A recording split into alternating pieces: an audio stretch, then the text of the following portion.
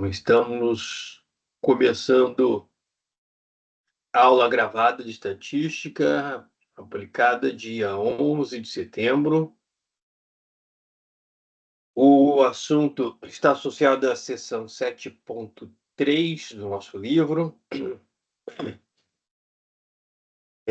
testes de hipóteses para a média, quando nós não conhecemos o desvio padrão populacional, sigma. Aí vamos trabalhar de novo com a estatística T. Já utilizamos na estimação intervalar da média. Ok? Eu vou dar um reforço no uso da tabela T, mas antes mostrar um trecho aqui do livro.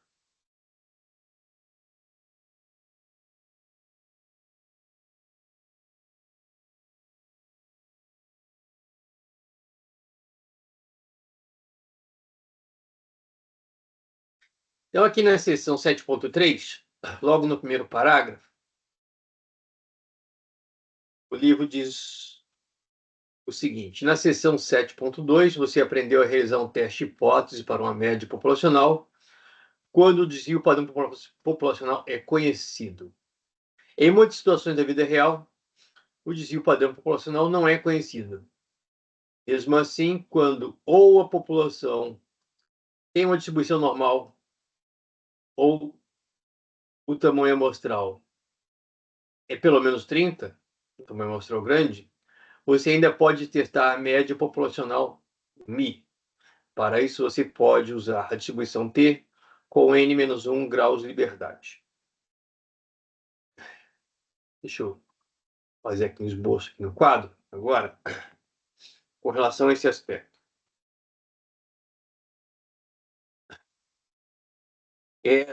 Nós temos, pela estatística, testes de hipóteses onde nós podemos testar um valor central de uma população, a uma medida de tendência central, que pode ser a média, mas também pode ser a mediana. No nosso livro aqui de estatística, o que nós estamos vendo, começando a ver no capítulo 7, corresponde a testes de hipóteses para a média populacional. Mas existem outros testes de hipóteses que podemos aplicar quando os pré-requisitos que aparecem naquele parágrafo não são atendidos, não temos condições de garantir que eles são atendidos. Eu vou fazer um resumo aqui no quadro, que é o seguinte. Vamos supor que a gente queira realizar um teste de hipóteses para a média populacional. Tá? Teste hipóteses média populacional μ. Então, vem as seguintes questões que aparecem logo naquele parágrafo.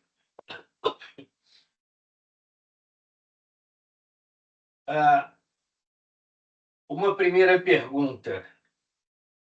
A população, aquele parâmetro, tem comportamento de distribuição normal? A população tem comportamento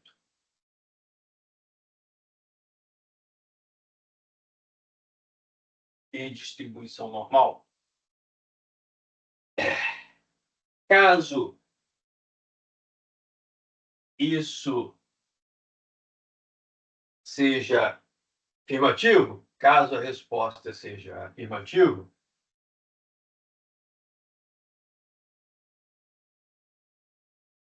eu posso realizar um teste que vamos denominar de teste paramétrico, que é o teste T ou o teste Z. Então, se a resposta for sim, então nós podemos aplicar ou realizar um teste de hipóteses para a média populacional. Tá? Caso a população não tenha comportamento de distribuição normal, tem uma pergunta complementar. O tamanho amostral é grande? N maior ou igual a 30. Se nós tivermos condições de trabalhar com tamanho amostral grande,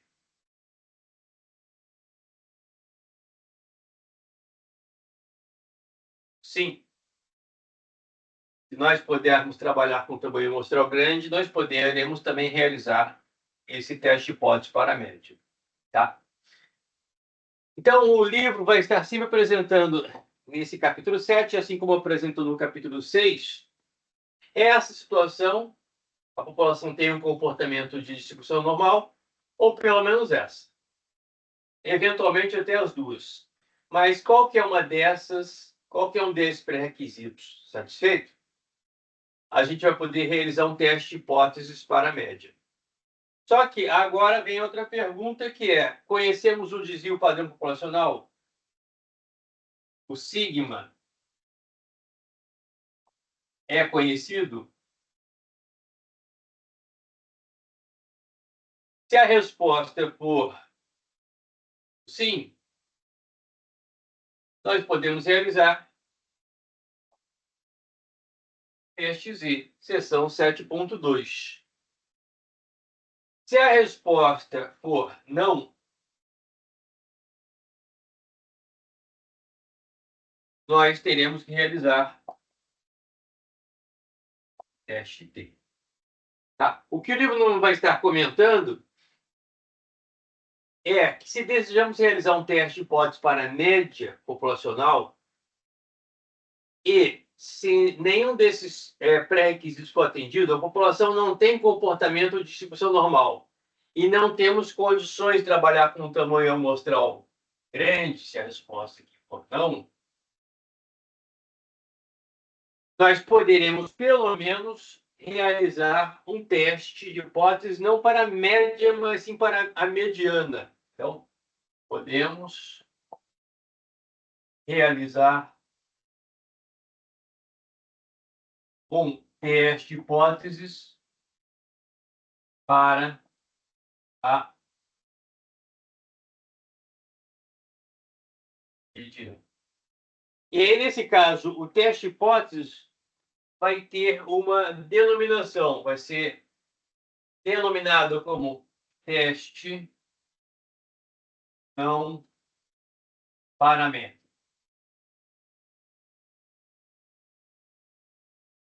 Tá? Essa denominação, esse tipo de teste, denominado como não paramétrico, a gente não vai ver na nossa disciplina por uma questão de tempo. Mas eu costumo abordar em uma disciplina eletiva. Tá? Bom, a mediana é a medida de tendência central. As duas medidas de tendência central mais populares, mais utilizadas, são a média populacional e a mediana. Tá? Se nós pudermos realizar um teste para a média, vamos realizar o teste Z ou o teste T. Se não pudermos realizar... Sim? Eu não sei se é só para mim, mas está travada a tela da câmera. Não sei se é. Deixa eu ver. Travada como? Está congelada quando você estava escrevendo. Podemos realizar um teste de hipótese para a média. Aí, Opa, e agora? Aqui tá normal. Ah, Foi uma trava eu vou temporária, tentar... talvez, no seu computador? De qualquer forma... vou tentar sair aqui. Tá, de qualquer forma, vou repetir aqui.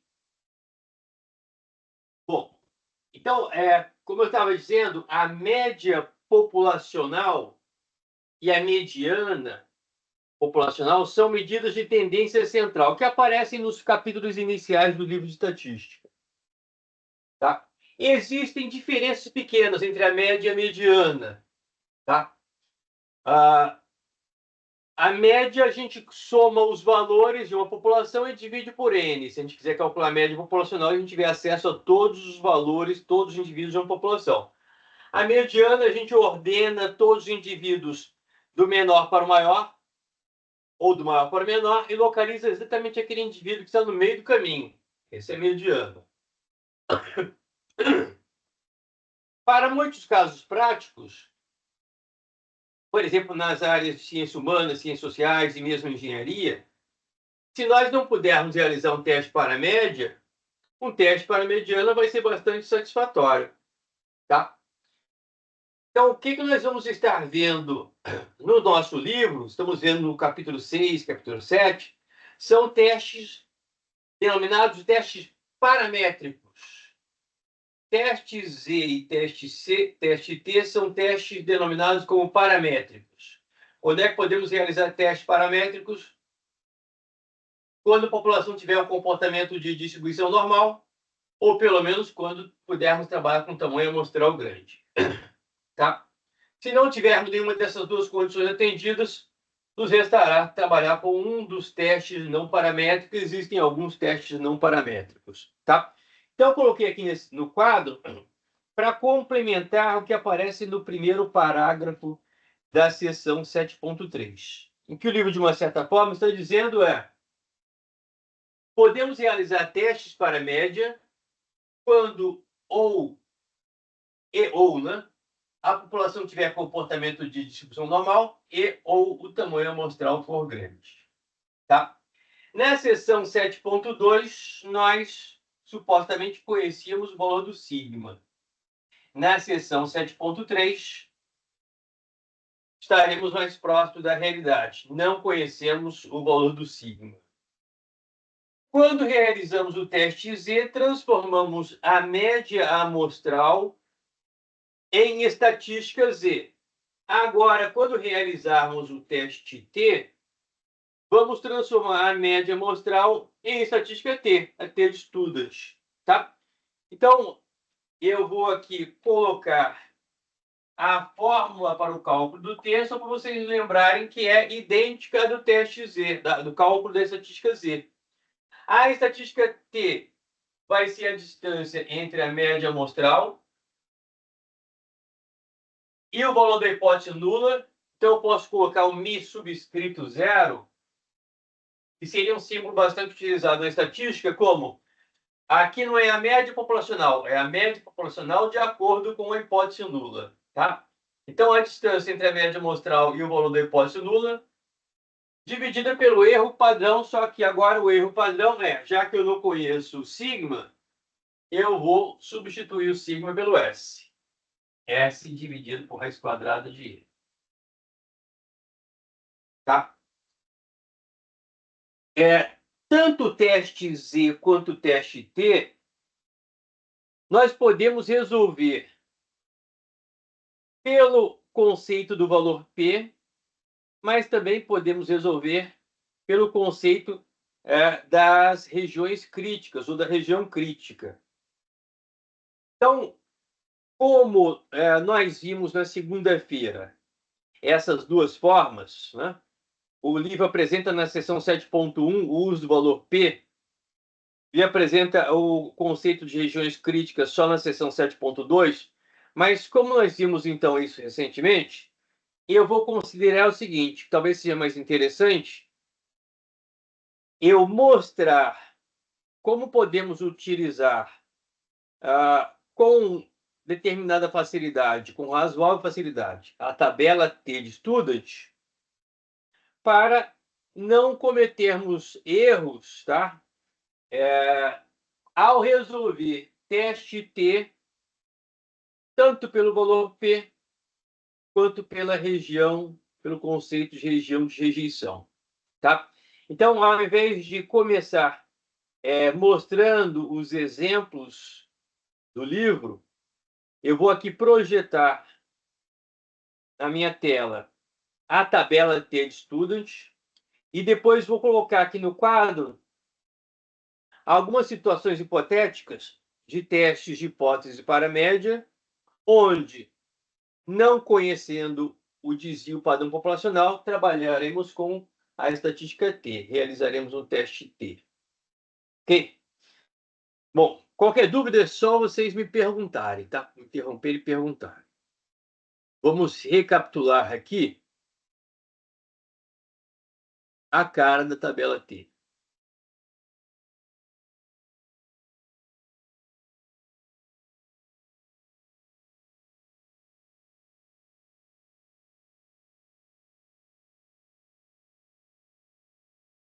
Então, temos aqui a tabela T. Características da tabela T. Os valores de área, diferentemente da tabela Z, os valores de área não são esses valores aqui ao centro. Essa quantidade enorme de valores ao centro.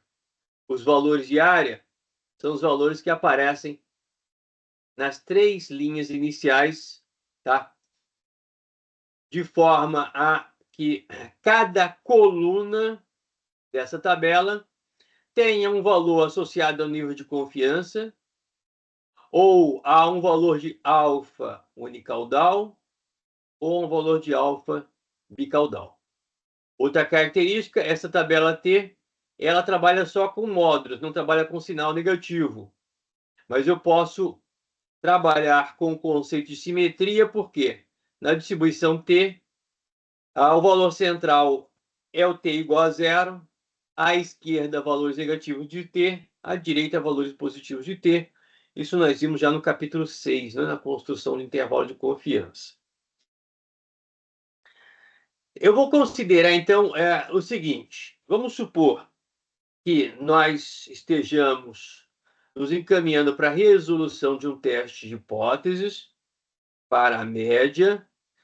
Nós não conhecemos o desvio padrão populacional e nós estamos retirando uma amostra de determinado tamanho. Dessa amostra, estamos calculando a média amostral e o desvio padrão amostral. Tá? Com essa média amostral e o desvio padrão amostral, nós estamos já com o valor de T, a estatística T calculada. Eu vou começar como se estivesse olhando de cima para baixo. Os detalhes eu não vou precisar apresentar. Qual foi a média amostral? Não vou precisar apresentar por enquanto. Qual foi o desvio padrão amostral? Também não vou apresentar. Eu vou já apresentar o valor da estatística T calculada. Tá? Bom, então eu vou alternar um pouquinho entre o meu quadro e essa tabela. Mas se vocês tiverem essa tabela aí disponível, visível, talvez de uma folha impressa, vai ser mais fácil até acompanhar. Tá? Bom, então eu vou aqui parar de compartilhar de novo, para que vocês olhem aqui a tela. Eu vou lançar alguns valores.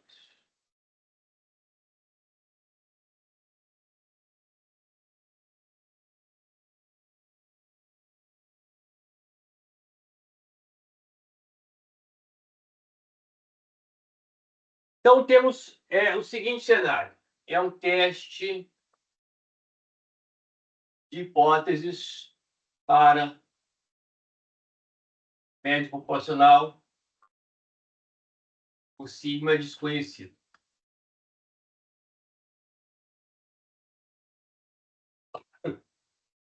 Nós podemos realizar o teste, resolver o teste, tanto usando o conceito de regiões de rejeição, quanto o conceito do valor P. Tá? Então, como eu tinha comentado já na aula passada, é muito importante que vocês observem que existem etapas anteriores à retirada da amostra. São as etapas associadas à elaboração das hipóteses nula e alternativa, prestando atenção no sinal da hipótese alternativa. O sinal da hipótese alternativa que vai definir se é um teste unicaudal à esquerda, unicaudal à direita ou bicaudal. E também nessas etapas anteriores, nós estabelecemos com que tamanho amostral vamos trabalhar, se temos condições de trabalhar com tamanho amostral grande ou se precisaremos trabalhar com tamanho amostral pequeno.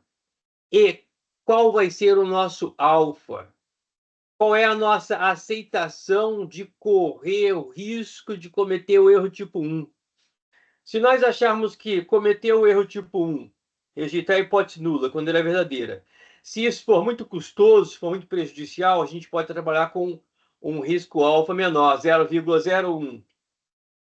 Mas se aceitarmos correr um pouquinho mais de risco, de cometer o erro tipo 1, podemos trabalhar com o nosso alfa mais popular, o alfa de 0,05, tá? Então, vou colocar primeiro aqui esses valores iniciais. Eu vou supor que eu trabalho com tamanho amostral pequeno, tá? O que significa que, de forma explícita, eu deveria colocar no enunciado: o comportamento da população é de distribuição normal, tá? E vamos trabalhar com tamanho amostral pequeno. Vamos supor aqui, então, o primeiro exemplo, um teste de hipóteses onde o sinal da hipótese nula, a hipótese alternativa, H subscrito 1 ou H subscrito A minúsculo, né? Vamos supor que o sinal da hipótese alternativa seja menor do que. Então, nós teríamos um teste unicaudal à esquerda. Aliás, eu vou fazer o seguinte, de propósito, agora, eu vou trabalhar com um sinal maior do que. Então, o teste de hipóteses unicaudal. A hipótese alternativa, μ maior do que determinado valor. Antes de retirar a amostra, estamos definindo que vamos trabalhar com um tamanho amostral bem pequeno. Tá? Um tamanho amostral igual a 10. Só um segundo, deixa eu escolher um tamanho amostral aqui. Tamanho amostral 10. E vamos trabalhar com alfa de 0,05. Então, antes de retirar a amostra, foi definido isso. Após retirada da amostra,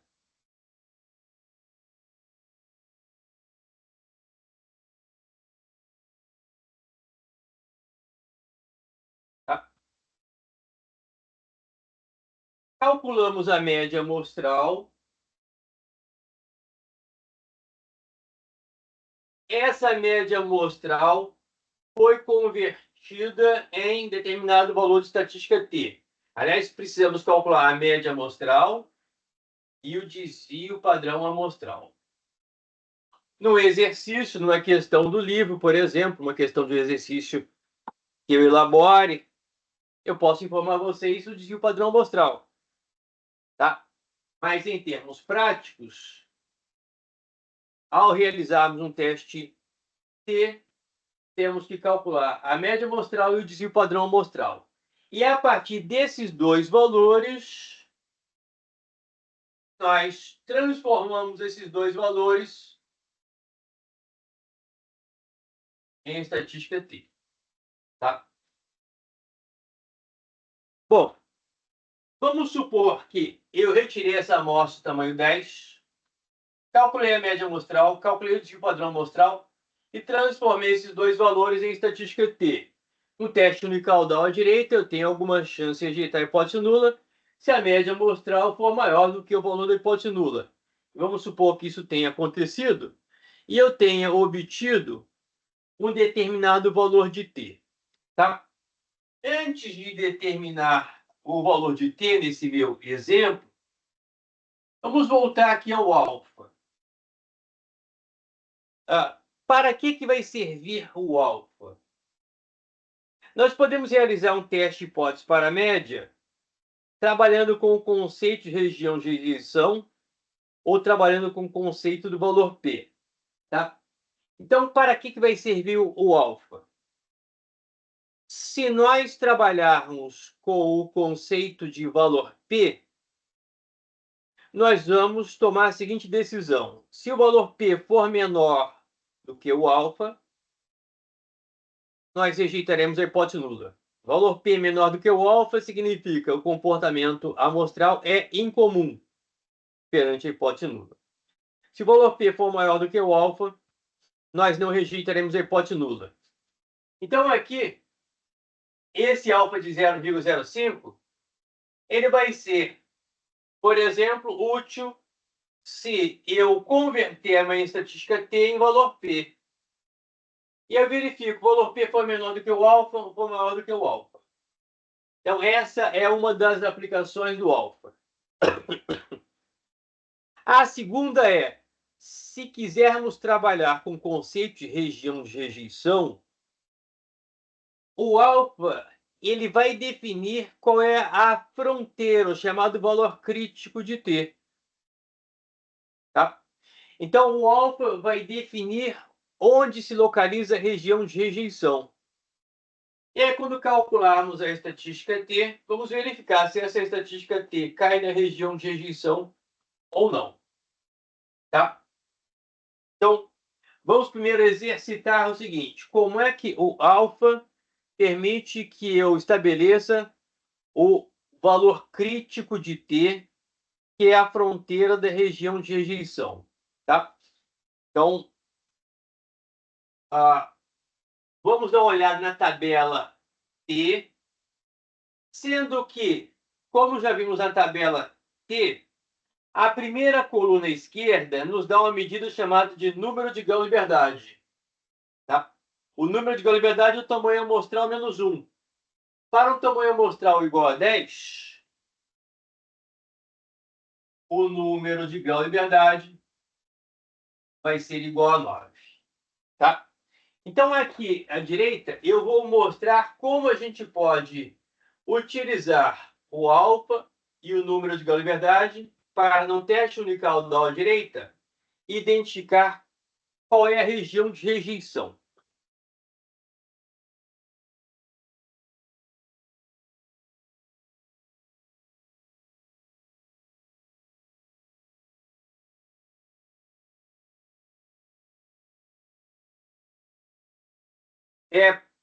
Se o tamanho amostral é grande ou o parâmetro, a população se comporta conforme a distribuição normal, eu posso fazer um esboço da curva T de Student no eixo horizontal, valores de T. Tá? O valor central dessa curva é o T igual a 0. No teste unicaudal à direita, conforme já temos visto, o alfa vai estar todo à direita. Então, alfa, que é medida de área, medida de probabilidade, vai estar todo à direita. Essa área toda aqui é o nosso alfa. Ela é a região de rejeição. Então, a região de rejeição é essa área à direita desse limite. Essa fronteira que eu vou representar com T subscrito C. Outros livros de estatística colocam T subscrito alfa. Tá? Este vai ser o valor crítico de T, que vai definir em que condições nós não cairemos na região de rejeição, em que condições nós cairemos na região de rejeição. Tá? Então, para o número de Gauss-Liberdade igual a 9 e para um alfa de 0,05 num teste unicaudal. Vou agora compartilhar de novo a tela.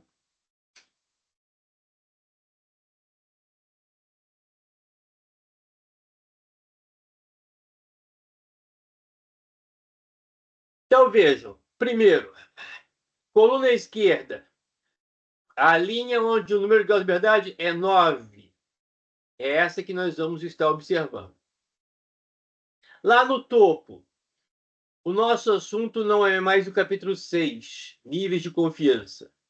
É teste hipótese, onde nós estamos agora, em vez de utilizar o conceito do alfa, ou significância. Num teste unicaudal, tá? Os valores que aparecem aqui no topo de cada coluna correspondem aos valores de alfa, os valores de alfa mais utilizados. Vamos trabalhar com o alfa de 0,05.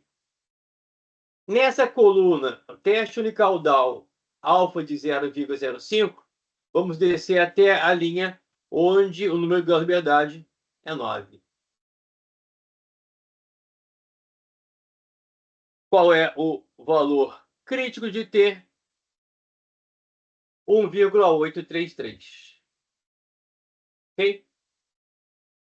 Então, este valor crítico, 1,833.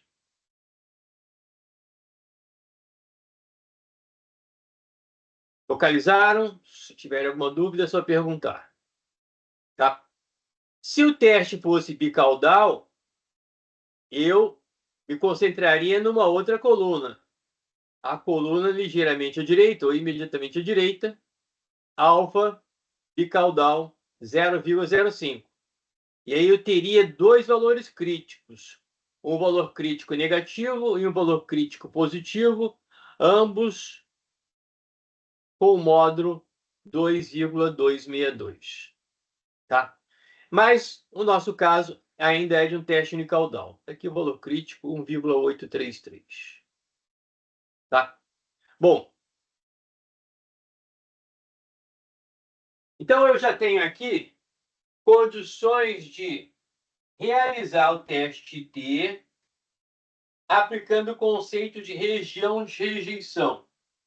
De que forma? Calculo a estatística T e verifico se ela cai na região de rejeição ou não. Cair na região de rejeição significaria eu tenho uma estatística T, por exemplo, de 1,9, 2, 2,1 e assim por diante. Tá? Uma estatística T de 1,8, 1,7, 1,6, ela não estaria caindo na região de rejeição. E ele não rejeitaria hipótese nula. Ok? Então vai bastar que eu calcule a estatística T. Se a estatística T cair na região de rejeição, eu tenho condições de rejeitar a hipótese nula.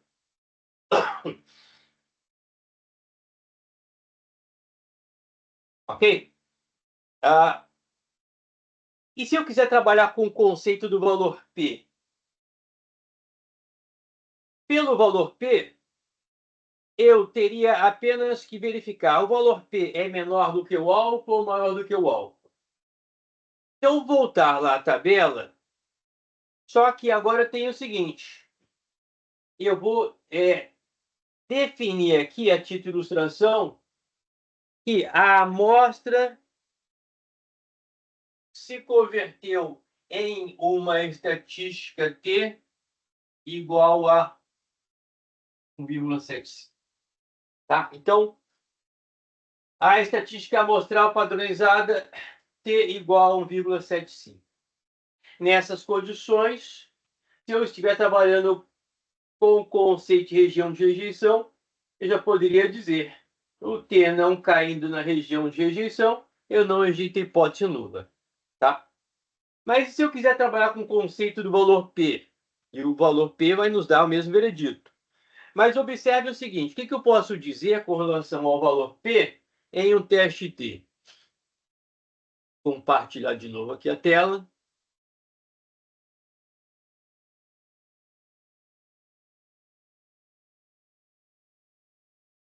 Então, observe agora que a gente vai começar olhando a linha com 9 graus de liberdade.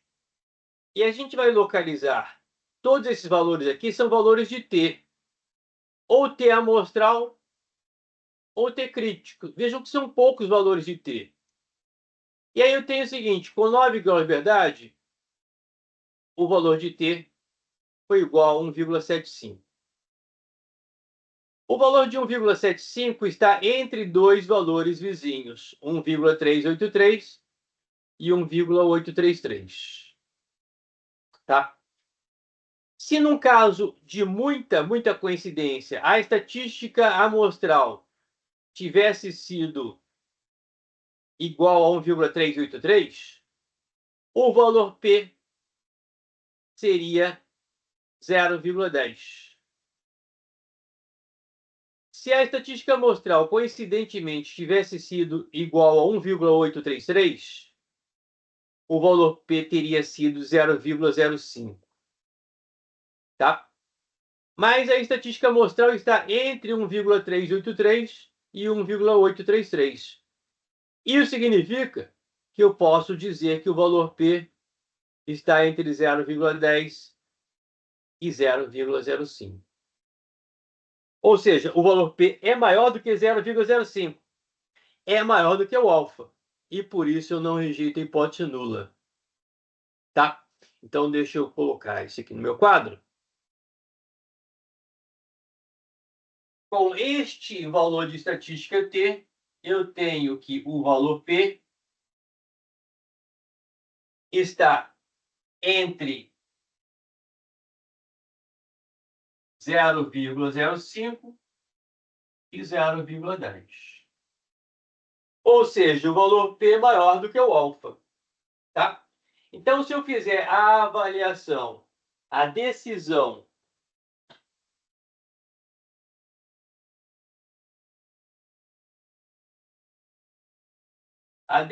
é rejeitar ou não rejeitar a hipótese nula. Se a decisão for por ou pela região crítica, eu tenho como a estatística T não está ou não caiu na região crítica, melhor, eu posso chamar de região crítica ou região de rejeição.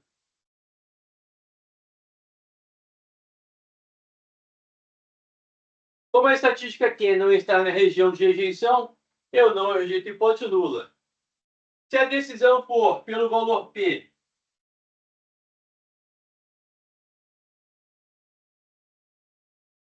como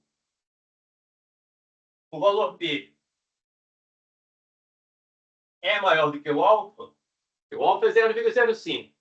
E o valor P está entre 0,05 e 0,10. Então, como o valor P é maior do que o alfa, da mesma forma, eu não rejeito hipótese nula.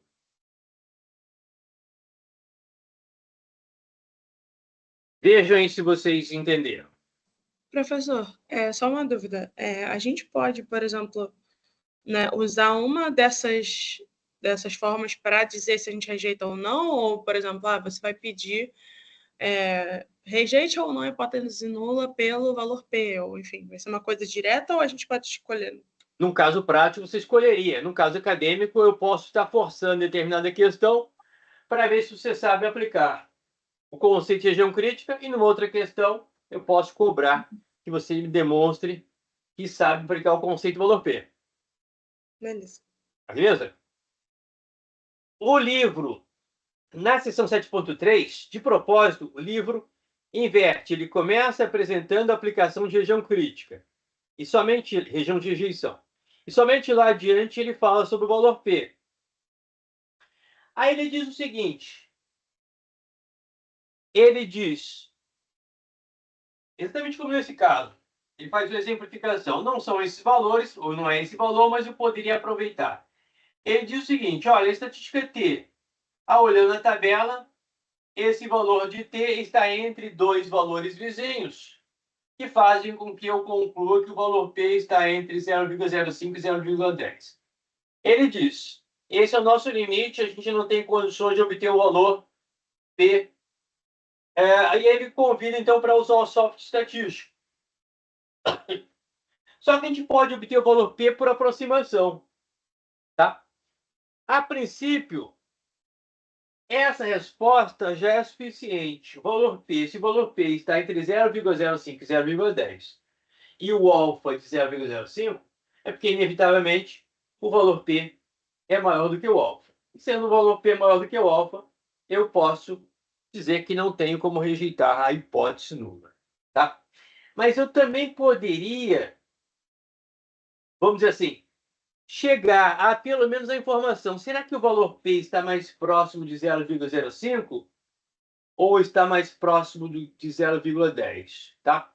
Porque o valor P é uma medida de probabilidade. É interessante, como complemento, eu verificar se essa probabilidade, que é a probabilidade de, supondo a hipótese nula verdadeira, ter um comportamento amostral tão extremo ou mais extremo, a probabilidade de estar ocorrendo é tão baixa quanto 0,055, 0,051, ou é tão alta quanto 0,09, né? Bem próximo de 0,10, a gente poderia encontrar um valor aproximado de valor P da seguinte forma.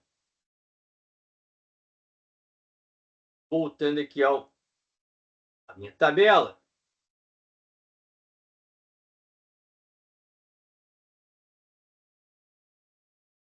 Tá? Então, o que seria o valor P? Por exemplo, concentrando-se de novo na linha com 9 graus de liberdade. Se a estatística T tivesse sido 1,383, o valor P teria sido 0,10. Se a estatística T tivesse tido o valor 1,833, o valor P teria sido 0,05. No meio do caminho, eu tenho aqui um T, 1,75. E entre 0,10 e 0,05, eu também tenho outro valor que é o X, a minha incógnita. Ou posso chamar de valor P. Tá? Então, eu poderia fazer uma interpolação linear aqui, da mesma forma como lá em física a gente vê no assunto termologia, né, a conversão de uma escala termométrica em outra escala termométrica. Mas, por exemplo, se a minha estatística T deu 1,75, eu posso dizer de forma grosseira, por enquanto, que o T 1,75 está mais próximo de 1,833 do que de 1,383. Então, eu posso dizer que o valor P está entre 0,05 e 0,10, só que está mais próximo de 0,05 do que de 0,10. Eu posso avançar um pouquinho e fazer uma interpolação linear. Tá? Nessa interpolação linear, eu consigo obter, com uma aproximação bastante razoável, o valor P. Tá? Que ao ser confrontado com o valor de um software estatístico, a gente poderia verificar tranquilamente que essa interpolação linear entre valores de duas colunas vizinhas seria bastante satisfatória. Tá? Então, eu posso dizer, pelo menos de forma aqui grosseira, que se a estatística T esteve mais próxima de 1,833, é porque o valor P está mais próximo de 0,05 do que de 0,10. Tá? Vamos a outro exemplo. Pegar um teste unicaudal à esquerda.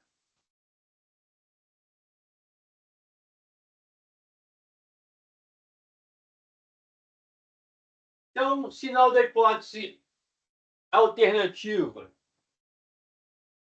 menor do que... Vamos supor aqui trabalhar com tamanho amostral menor do que 10 ainda. Tamanho amostral 7. Vamos ainda nos concentrar no alfa de 0,05.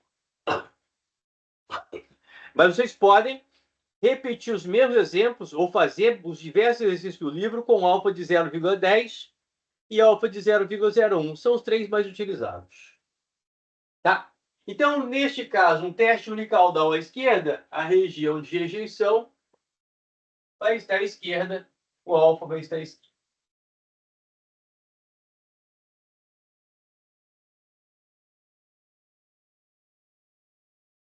Então, tem aqui o esboço da minha curva T, valores de T lidos no eixo horizontal. O alfa vai estar todo à esquerda. Aqui. O alfa é essa área toda aqui à esquerda. E a gente pode dizer, trata-se da região de rejeição, ou seja, a área da região de rejeição é o valor de alfa. Alfa é medida de área, é medida de probabilidade. Essa região toda aqui é a região de H0, região de não rejeição, região de rejeição. O nosso valor crítico de T agora vai ter sinal negativo. Teste no caudal à esquerda, o valor crítico de T, sinal negativo. Então, voltando à tabela, para a coluna com alfa de 0,05 e para a linha onde o número de grau de liberdade é igual a 6,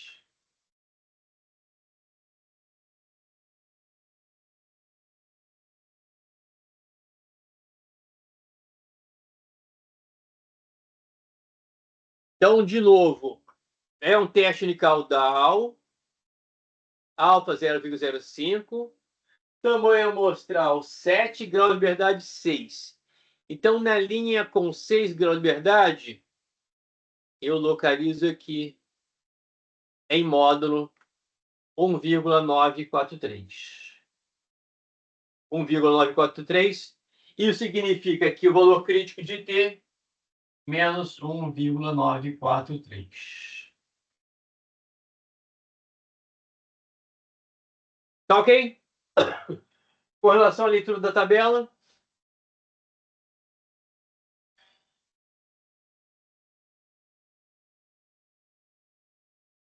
E aí vamos supor agora que eu retirei uma amostra de tamanho 7, calculei a média amostral, o padrão amostral, calculei a estatística T.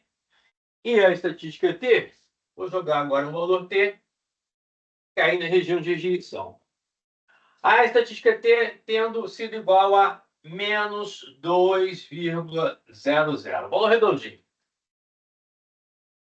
Tá? Realizando o teste hipótese com conceito de região de rejeição, eu teria a estatística T está na região de rejeição. Ultrapassou o valor crítico.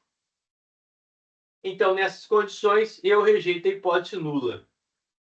Tá? Então, decisão por região crítica agora. Como T está na região de rejeição,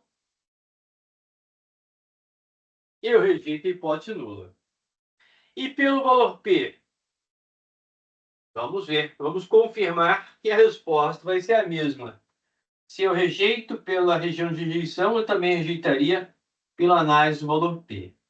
Então, vamos verificar qual é o valor P para 6 graus de liberdade e um T de menos 2. Eu vou esquecer o sinal, tá?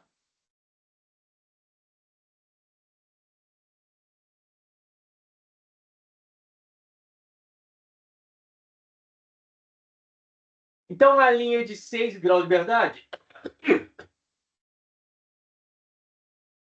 6 graus de liberdade, um T igual a 2. O T igual a 2 está entre 1,943 e 2,447. Então, olhando lá para a segunda linha, isso significa que o valor P está entre 0,05 e 0,025. Tá? Então, é isso que eu vou colocar aqui no... Veja se está ok. Tá? Eu alimento agora a tabela T com o valor de T na respectiva linha de números de liberdade. Localizo os valores de T mais próximos, imediatamente abaixo e imediatamente acima. T igual a 2. E vou lá no topo, se é um teste unicaudal, eu leio os dois valores, que aqui aparecem como valores de alfa, mas também são valores de área. Tá? Então, eu diria que no teste unicaudal à esquerda, a área à esquerda de T igual a menos 2, essa área está entre 0,05 e 0,025. Trata-se de um valor P. Tá?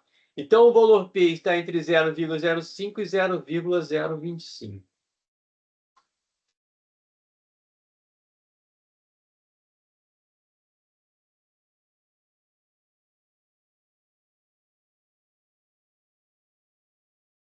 Valor P entre 0,05 e 0,025. Tá? Então, análise pelo valor P. Agora eu tenho o valor P.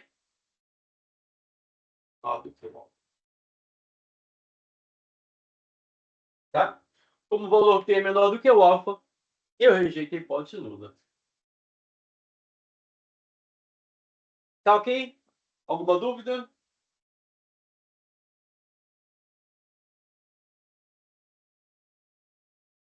Não, tranquilo. Então vamos para um exemplo aqui de um teste bicaudal. Terceiro exemplo. O sinal da hipótese alternativa diferente de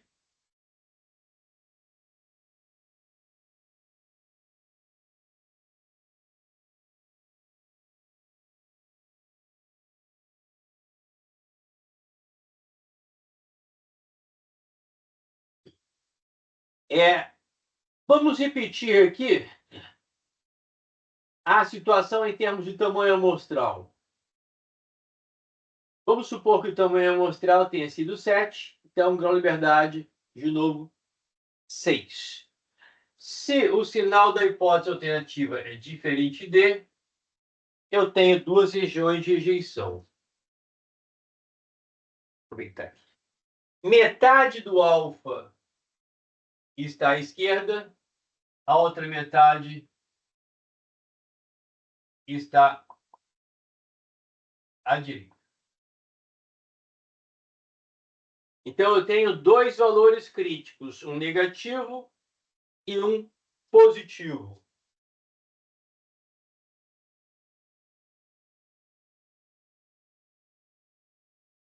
Duas regiões de rejeição.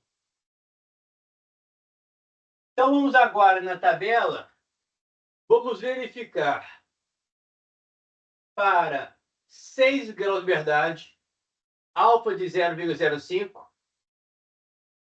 quais são os valores críticos.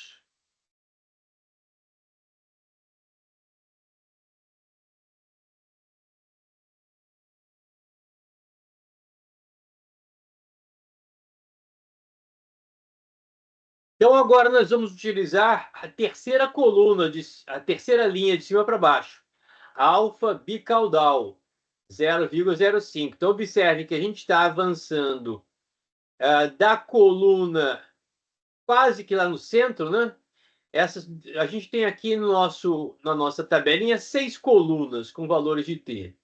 Nós vamos avançar da terceira coluna para a quarta coluna, a coluna onde temos o alfa bicaudal igual a 0,05. Tá? Então, observe o seguinte. Para grau de liberdade igual a 6 e alfa de 0,05 num teste bicaudal, o valor crítico 2,447. Então, eu tenho o valor negativo e o valor positivo, ambos de módulo 2,447. Tá? 2,447. Então, é isso que eu vou estar colocando aqui no meu quadro.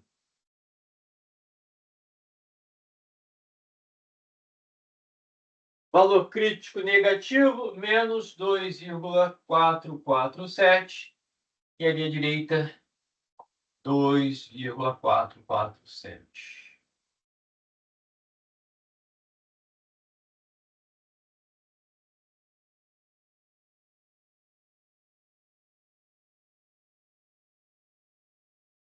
Vamos supor que a amostra tem resultado nessa estatística T, pelos dois. Com a estatística T de menos 2, ela não cai em região de rejeição. Não caindo em região de rejeição, eu não rejeito a hipótese nula. Tá? Então, observem que num teste unicaudal, que era o anterior, então vou mostrar o 7, grau de liberdade 6, alfa 0,05, estatística T menos 2. No teste unicaudal, nós rejeitamos a hipótese nula. Aqui nós tivemos um valor P menor do que o alfa, o T caindo na região de rejeição. Mas se essa mesma amostra tivesse sendo submetida a um teste bicaudal, nas mesmas condições, eu não estaria rejeitando a hipótese nula. Tá? Então, eu já tinha comentado isso anteriormente, numa das duas aulas anteriores. É mais fácil eu rejeitar a hipótese nula num teste unicaudal do que num teste bicaudal. Tá? Então, aqui temos um teste bicaudal. Agora, a nossa decisão é não rejeitar a hipótese nula, porque a estatística T não está caindo em nenhuma das duas regiões de rejeição. Tá? Então, aqui na parte de baixo, como T não está, de novo, não está em região de rejeição, eu não rejeito a hipótese nula. Agora vamos ver o valor P. No teste bicaudal, como é que nós vamos obter o valor P? A tabela do livro, ela nos facilita com relação à leitura do valor P. Tá? Então, temos o seguinte. Vamos voltar à tabela. Vamos buscar na linha de 6 graus de liberdade o valor de t em módulo igual a 2.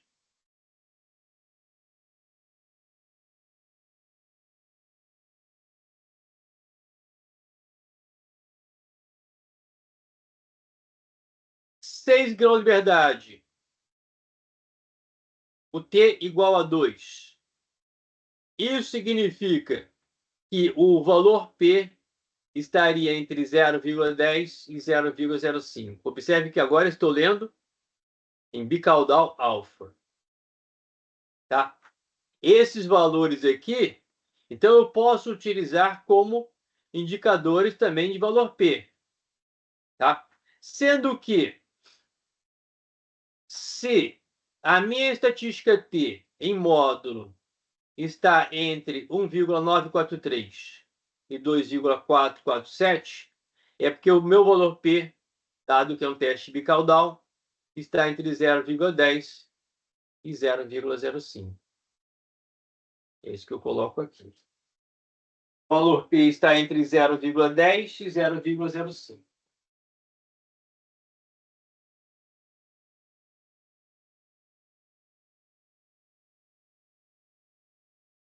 Tá? O valor P é maior do que o alfa. Okay? Então, como o valor P é maior do que o alfa,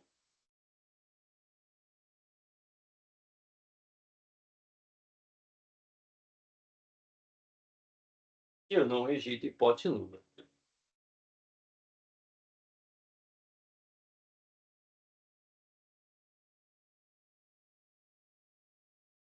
Ok? Eu ainda posso trabalhar por interpolação se eu quiser um valor P aproximado. Mais aproximado do que isso. Está entre 0,05 e 0,10, mas está mais próximo de qual desses dois valores? Então, eu poderia trabalhar com interpolação, mas pelo menos de forma grosseira, eu poderia dizer que na linha de 6 graus de liberdade, o valor de 2 está mais próximo de 1,943 do que de 2,447. Isso significa que, de forma grosseira, eu poderia dizer que o valor P vai estar mais próximo de 0,10 do que de 0,05. Tá? Se alguém tiver ainda alguma dúvida sobre o uso da tabela T, é só me avisar, tá? Mas observem que, de forma similar à tabela de distribuição normal padronizada, se eu entrar com medida diária, o alfa, eu saio com o valor crítico. Se eu entrar com o valor de estatística amostral padronizada, agora não é mais Z, é T. Se eu entrar com o valor de T, eu saio com o valor P. Tá? Só que agora eu não vou poder dizer o valor exato do valor P, mas eu vou poder dizer pelo menos que o valor P vai estar entre 0,25 e 0,10, ou entre 0,10 e 0,05, ou entre 0,05 e 0,025, e assim por diante. Ok? Bom, vamos fazer agora alguns exercícios, pelo menos uns poucos exercícios, com outra medida de alfa, um alfa menor. Tá? Observem para qualquer linha, por exemplo, para a linha com 6 graus de liberdade, que estamos usando agora. Observem que quanto menor o alfa, quando o alfa vai diminuindo de 0,25 para 0,10 até chegar a 0,005, o que está ocorrendo com o módulo do valor crítico? Está aumentando. Isso significa que a chance da estatística amostral cair na região de rejeição vai diminuindo. Então, a minha chance de rejeitar a hipótese nula vai diminuir quanto menor for o meu alfa. Por quê? Quando eu diminuo o alfa, na verdade, eu estou querendo diminuir o risco de cometer o erro tipo 1. que é o risco de eu rejeitar a hipótese nula quando ela é verdadeira. Tá? Então, quando eu diminuo o alfa, eu também diminuo minha chance de rejeitar a hipótese nula. É o medo de rejeitar a hipótese nula quando ela é verdadeira. E eu nunca vou ter certeza se a hipótese nula é verdadeira ou falsa. Vou estar julgando com base no comportamento amostral. Tá? Então, vamos colocar alguns outros exemplos aqui com um alfa de 0,01. Aqui em azul. Destaque.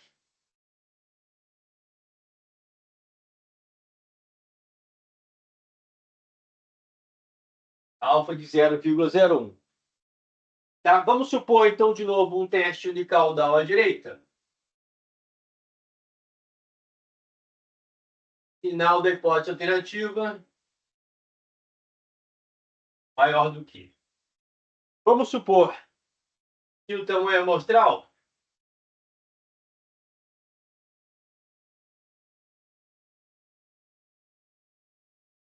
tenha sido 8.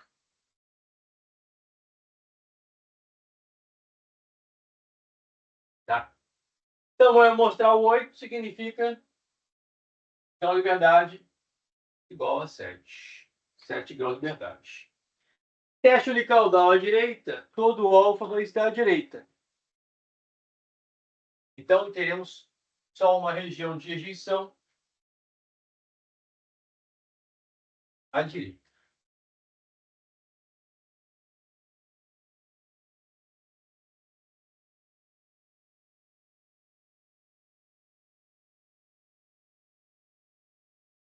Sendo que agora o alfa não é 0,05, é 0,01. Então, imagine uma área menorzinha aqui à direita, correspondendo a 1%, 0,01. Tá? Então, a área associada a H0 aumentou. A área associada a H1, a área associada à região de rejeição, ou seja, a área da região de rejeição, agora está bem menor. Ao invés de 0,05, 0,01. Qual vai ser esse valor crítico de T? Tá?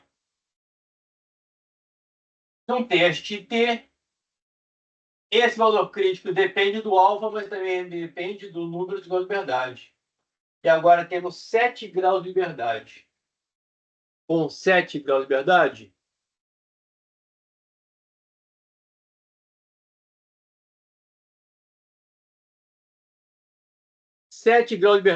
a linha com 7 graus de liberdade, vamos avançar até a penúltima coluna da direita para a esquerda. É o teste unicaudal, alfa de 0,01, 7 graus de liberdade, valor crítico 2,998.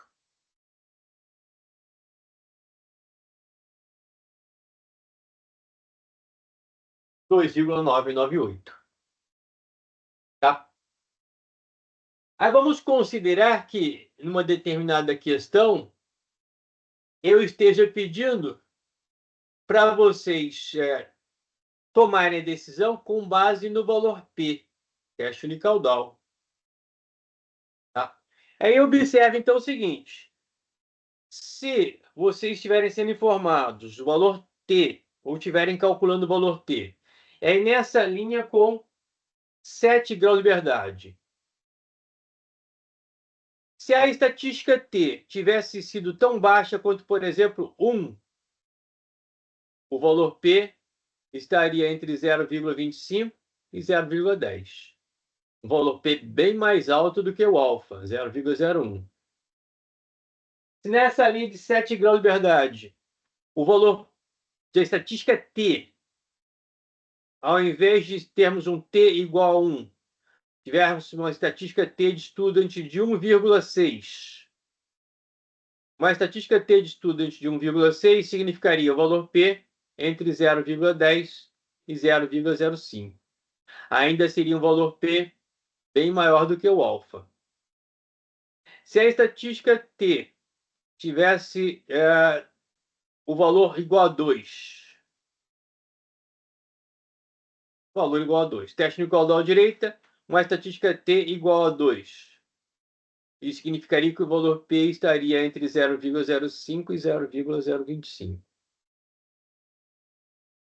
Se a estatística T tivesse tido o valor 2,5, o valor P estaria entre 0,025 e 0,01. Ainda seria um valor P maior do que o alfa. Tá? Então, nessa linha, nós só teríamos condições de rejeitar a hipótese nula perante o alfa de 0,01 se a estatística T tivesse um valor maior do que 2,998. Então, por exemplo, se a gente tivesse encontrado um T de 3,2, um T de 3,2 significaria que o valor P estaria entre 0,01 e 0,005. Ou seja, agora teríamos um valor P menor do que o alfa. E aí teríamos condições de rejeitar a hipótese nula.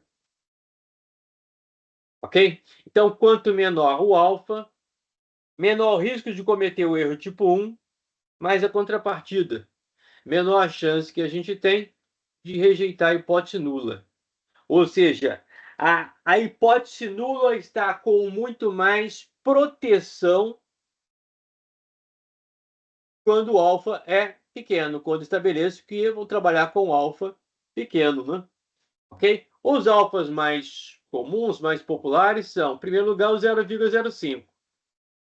Depois o 0,01, principalmente aplicações industriais, ou 0,10. Então, eu diria que se vocês exercitarem com esses três, já vai ser o suficiente. Tá? Beleza? Então, vamos agora a um teste bicaudal. Tá? Não, deixa eu concluir aqui, só para a gente reforçar. Vamos supor que nesse teste unicaudal direita com alfa de 0,01, nós tivéssemos obtido média amostral e desvio padrão amostral e tivesse transformado em um T de 2,8.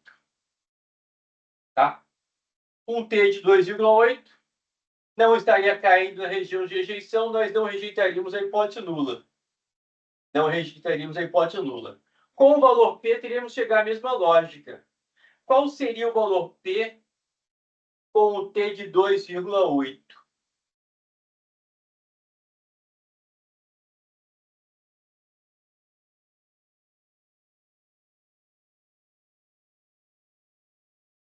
Sete graus de liberdade. Teste unicaudal à direita. Um T igual a 2,8. 2,8 estaria entre 2,365 e 2,998. Ou seja, o valor P estaria entre 0,025 e 0,01. 0,025 e 0,01.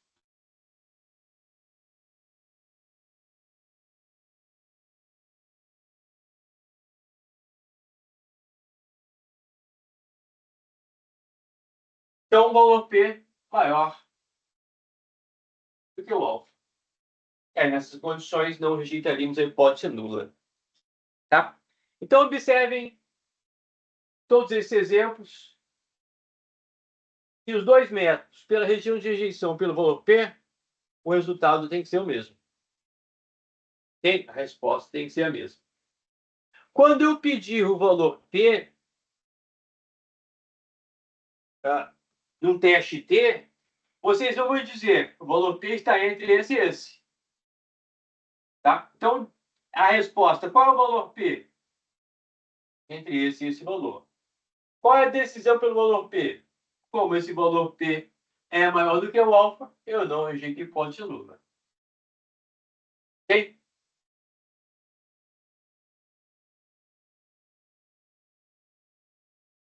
Bom,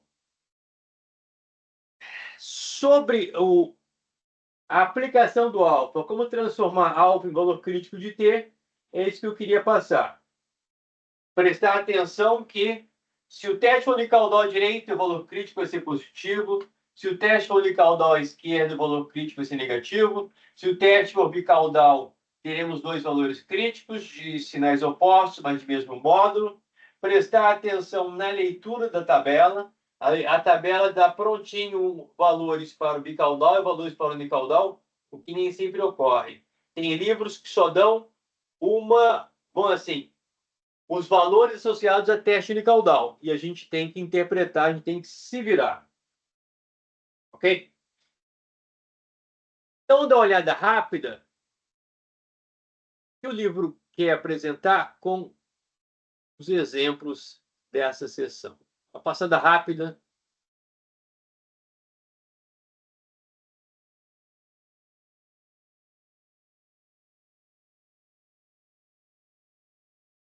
Primeiro exemplo, encontrando o valor crítico para um teste unicaudal à esquerda. Então, a gente já viu isso, né? Enquanto o valor crítico o livro representa com T subscrito 0, pode ser T subscrito C de crítico, tá? Enquanto o valor crítico para um teste unilateral à esquerda, o alfa de 0,05, n igual a 21. Então, a gente já sabe isso. Faça um teste você mesmo, que tem resposta lá no final do livro. Exemplo 2, encontrando o valor crítico um teste unilateral à direita. Tá? Enquanto o valor crítico para um teste unilateral à direita, um alfa de 0,01 e n igual a 17, pela liberdade 16. Exemplo 3, encontrando valores críticos para um teste bilateral. Enquanto os valores críticos menos T0 e T0 para um teste bilateral, para o alfa de 0,10 e n igual a 26. Tá? Então, o livro encontra aqui os dois valores críticos, menos 1,708 e 1,708. Tá? O teste T para a média, ele mostra que começa a mostrar como calcular a estatística T, idêntica ao cálculo da estatística Z. Né? É a distância entre a média amostral e o valor da hipótese nula, calculada em número de erros padrão. Agora, o valor do erro padrão sendo o desvio padrão amostral dividido por raiz quadrada de n. Tá. Então, usando o teste T para os passos, são os mesmos do teste Z. São os mesmos, apenas as diferenças que eu apresentei, que correspondem a... eu vou precisar trabalhar com o número de liberdade e vou precisar trabalhar com a tabela T.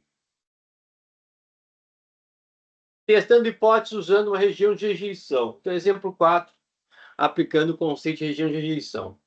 O vendedor de carros usados diz que o preço médio do sedã de 2 anos, em boas condições, é de pelo menos 20.500. Então, observe, a expressão pelo menos é 20.500 para cima. Então, o que o vendedor está afirmando é que o Mi é maior ou igual a 20.500. Então, nós temos um teste unicaudal à esquerda. E a hipótese alternativa vai ser Mi menor do que 20.500. Você suspeita que essa afirmação é incorreta e descobre que uma amostra aleatória de 14 veículos similares tem um preço médio de 19.850 e um desvio padrão de 1.084. Então, observe que na mesma frase, o livro está dando a média amostral e o desvio padrão amostral. Tá? Então, não confundir esse 1.084 com o sigma, não é o desvio padrão populacional, é o desvio padrão amostral. Há evidência suficiente para rejeitar a afirmação do vendedor para o nível de significância de alfa de 0,05? Tá?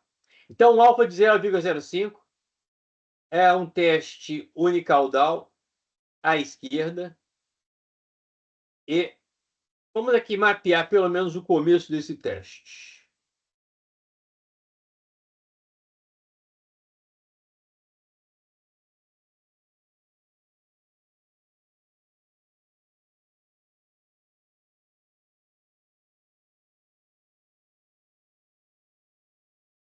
Então, mesmo que o livro vá informando o alfa lá no final, observem o seguinte, e que na forma como eu vou estar redigindo meus exercícios, primeiro, formulação das hipóteses, definição do tamanho amostral e definição do alfa. Então, desde o início, está estabelecido que vai trabalhar com alfa de 0,05. Significa que se deseja que o risco de se cair no erro tipo 1 seja de 0,05, ou seja, 5%. É o teste de caudal à esquerda. Por quê? A hipótese nula, a média de pelo menos 20.500. Essa hipótese, Mi maior ou igual a 20.500, é a afirmação do vendedor. Tá? O vendedor de carros usados diz que o preço médio sedã de 2 anos em boas condições é de pelo menos 20.500. Então, essa aqui é a afirmação. Então, a hipótese alternativa, Mi menor do que 20.500. Tá? E estabelecemos que vamos trabalhar com o tamanho amostral 14. Igual a 14. Isso significa não conhecemos o sigma, não conhecemos o tipo padrão populacional, o enunciado não fala nada sobre o sigma, mas fala sobre o S. Então, precisamos realizar um teste T e não um teste Z. Então, o nosso número de grau de verdade é igual a 13. Tá? Eu poderia pedir para vocês resolverem pelo valor P. Eu poderia deixar vocês optarem. Vamos considerar, então, que vocês possam optar e queiram primeiro avaliar pela região de rejeição. Com alfa de 0,05. Teste unicaudal à esquerda. E grau de verdade igual a 13. Então, nós temos o alfa à esquerda.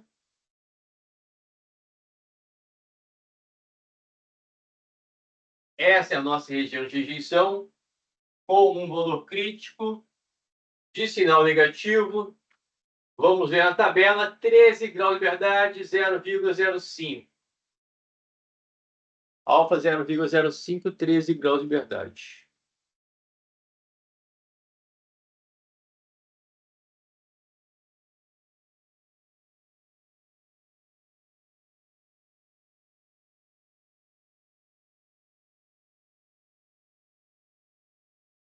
O unicaudal, alfa de 0,05, então voltamos a trabalhar com a quarta coluna da direita para a esquerda. Isso. 13 graus de verdade. O valor crítico, 1,771 com sinal negativo. Querem? Menos 1,771, esse é o valor crítico para o alfa de 0,05. Menos 1,771.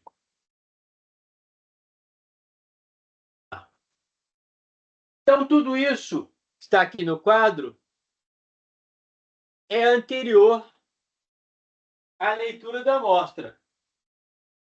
Se a amostra se transformar em uma estatística T de menos 1,8, rejeitamos a hipótese nula. Menos 1,7, não rejeitamos a hipótese nula. E assim por diante. Aí o enunciado nos informa a média amostral e o desvio padrão amostral. E como é o exercício resolvido, o livro vai estar nos dizendo qual é o valor da estatística T. Tá? Mas, só de novo.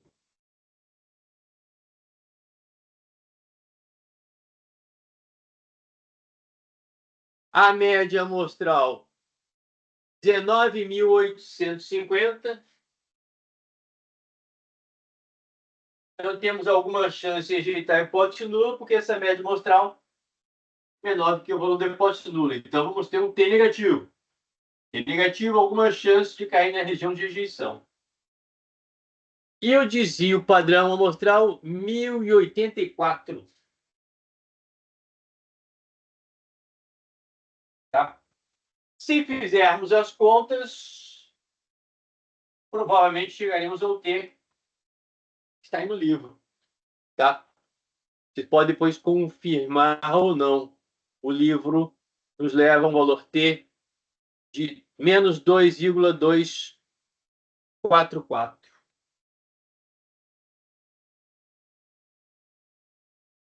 o T de menos 2,244 está caindo na região de rejeição. Então, como a estatística T está caindo na região de rejeição, nós podemos rejeitar a hipótese nula, que é a afirmação. Tá? Então, nós estamos... Desculpe, a afirmação é hipótese nula? Isso. A afirmação é hipótese nula e estamos rejeitando a hipótese nula. Tá? Então, estamos rejeitando a afirmação do vendedor. Ok? Vamos lá. Então, temos um T igual a menos 2,444. Vamos verificar aqui qual seria o valor P. Grau de liberdade 13. Teste unicaudal. Em módulo 2,4 está entre 2,160 e 2,650. Então, o valor P está entre 0,025 e 0,01. Tá? Então, eu vou registrar aqui. O valor P entre 0,025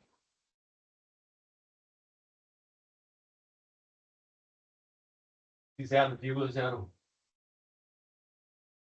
É isso mesmo?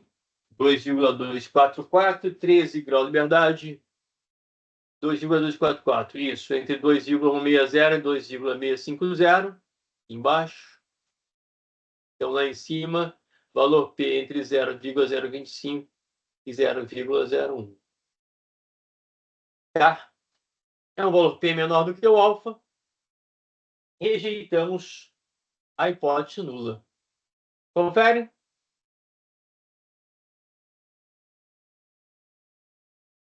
Então, análise pela região de rejeição. Como a estatística T está caindo na região de rejeição, rejeitamos a hipótese nula. Ou análise pelo valor P.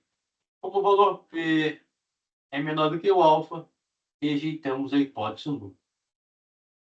Resolvido com relação à hipótese nula, qual é a nossa conclusão com relação à afirmação? Se a afirmação é a hipótese nula, estamos também rejeitando a afirmação. Ok?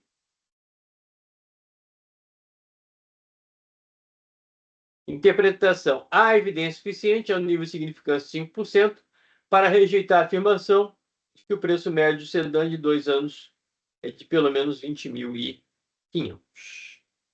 Ok?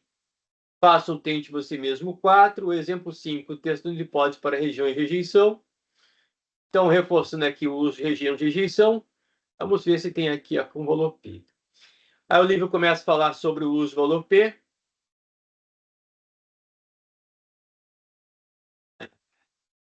Vamos pegar esse único exemplo aqui com valor P. Isso é o suficiente. Departamento de Veículos Motorizados de algum estado norte-americano afirma que o tempo médio de espera é menor que 14 minutos. Então, nesse caso, a afirmação é a hipótese alternativa, é um teste unicaudal à esquerda. Hipótese alternativa, μ menor do que 14 minutos. Uma amostra aleatória de 10 pessoas tem um tempo médio de espera de 13 minutos, com o desvio padrão de 3,5 minutos. Considerando o nível de significância alfa de 0,10, teste a afirmação do escritório. Suponha que a população é normalmente distribuída. O que vai me interessar aqui é ver como o livro apresenta o valor P. Tá? Então, eu vou projetar aqui, colocar no meu quadro, os dados resumidos desse problema.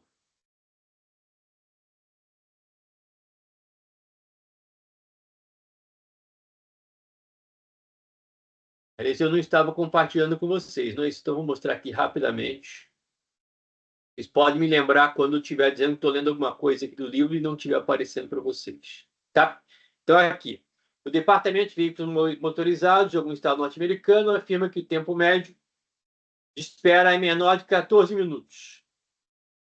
Uma amostra aleatória de 10 pessoas tem um tempo médio de espera de 13 minutos e um desvio padrão de 3,5. Então, o S 3,5, o X barra 13.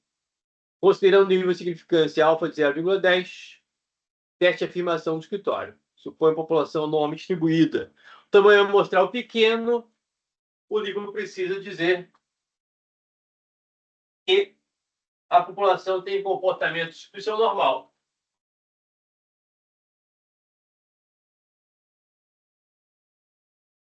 Então, para aqui de compartilhar, colocar os dados resumidos do... Se deseja trabalhar com alfa de 0,10, significa aceita-se correr um risco maior de cometer o erro tipo 1. Tá? Hipótese nula. Mi maior ou igual a hipótese alternativa.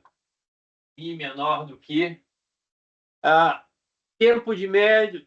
Desculpe. O departamento afirma que o tempo médio de espera é menor que 14 minutos. Então, a afirmação Mi menor do que 14 é a hipótese alternativa. A afirmação é a hipótese alternativa. Mi maior ou igual a 14 é a hipótese nula.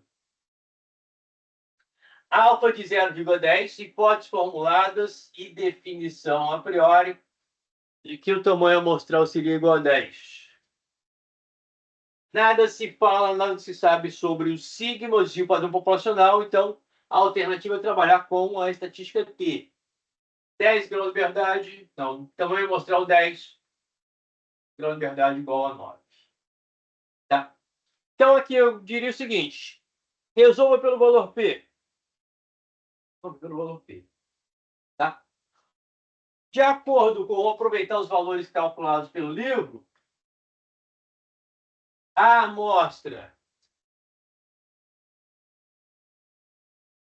a média amostral deu 13 e o desvio padrão amostral 3,5. O livro vai dizer que a estatística T foi... Bom, a média amostral menor do que o valor da hipótese nula, o T negativo. Teste unicaudal à esquerda tem alguma chance de rejeitar a hipótese nula. Tá? Então, vou me concentrar agora só na observação do valor P. O livro vai estar dizendo que a estatística T deu que valor... Deixa eu ver aqui. Vamos calcular, e não está dizendo não, mas...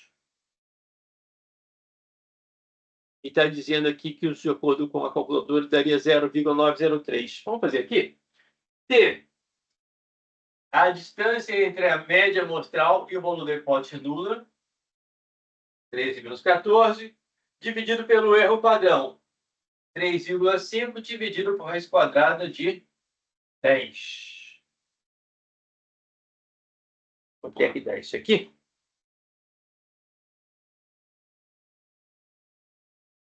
(3,5) dividido por raiz quadrada de 10.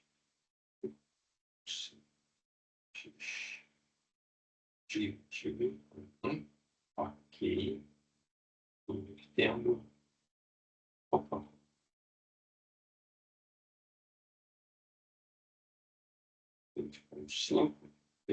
Ok.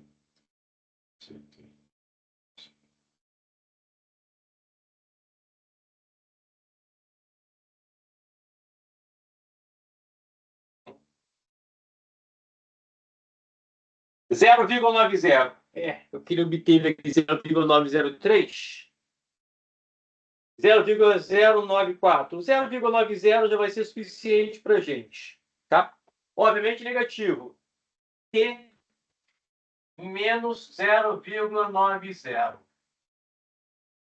Então, a pergunta que eu farei para vocês como complemento a essa questão é o que se pode dizer com relação ao valor P. Aí vocês teriam dizer, o valor P está entre...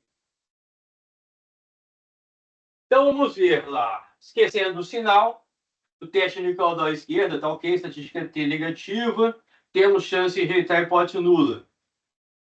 Valor P. Vamos ver na tabela. Para 9 graus de liberdade, teste unicaudal, o T de 0,9, esquecendo o sinal temporariamente.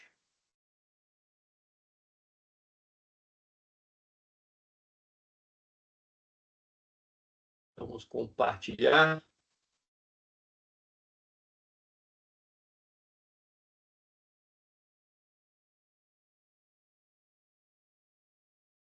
9 grãos de verdade, 0,9 o T.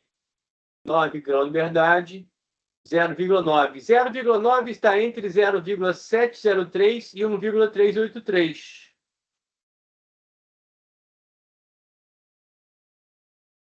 Pode ser com relação ao teste unicaudal à esquerda. O valor P vai estar entre 0,25 e 0,10. O valor P maior do que o alfa, que era 0,10. Tá? Então, você poderia dizer com relação ao valor P. O valor P está entre 0,25 e 0,10. Compreendo?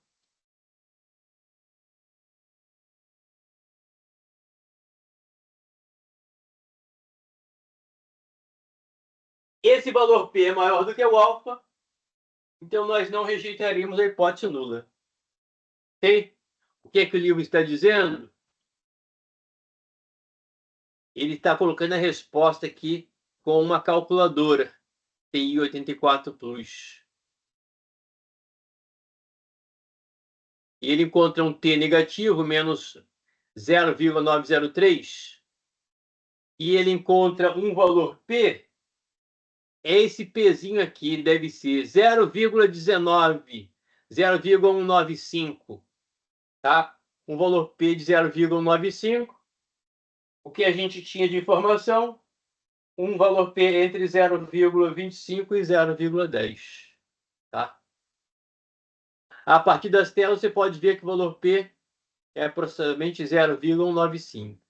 Como o valor P é maior do que o alfa, você não rejeita a hipótese nula. Tá? Não rejeita a hipótese nula, a afirmação é a hipótese alternativa, que é a conflitante. Né? Se nós não rejeitamos a hipótese nula, porque não temos condições de apoiar a afirmação. Não há evidência suficiente ao nível de significância de 10% para concordar com a afirmação do escritório. O tempo médio de espera é menor do que 14 minutos. Ok? Bom. Alguma dúvida? Na ausência de dúvidas, faça o máximo de exercício possível. Ainda hoje, pegue uma folha em branco, antes de dormir, pegue uma folha em branco, tentem relembrar os conceitos vistos hoje. E espero que tenham feito isso também nas aulas anteriores. Se não, sugiro que comecem a fazer esse tipo de exercício mental. Tá? Pega uma folha em branco e tenta lembrar o máximo possível os conceitos apresentados. De preferência aqui, com o uso de desenhos, esboço da curva T ou esboço da curva de distribuição normal padronizada. Nesses esboços, localizem T, localizem alfa, localizem valor crítico, localizem valor P. Um teste unicaudal à esquerda, um teste unicaudal à direita e um teste bicaudal. Tá? Isso vai ser vital para vocês realmente aprenderem e não ficarem à mercê da sorte, do acaso, né? Para não ficarem à mercê da sorte, do acaso, vocês têm que estudar o suficiente. Bom, se vocês não tiverem mais dúvidas, vou aqui primeiro interromper a gravação.